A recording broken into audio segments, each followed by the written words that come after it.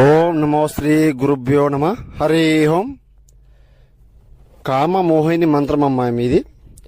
మీరు వశపరుచుకునే వాళ్ళు మీ దగ్గర రాకుండా దూరంగా వెళ్లిపోయే వాళ్ళ మీద మాత్రం ఉపయోగించండి.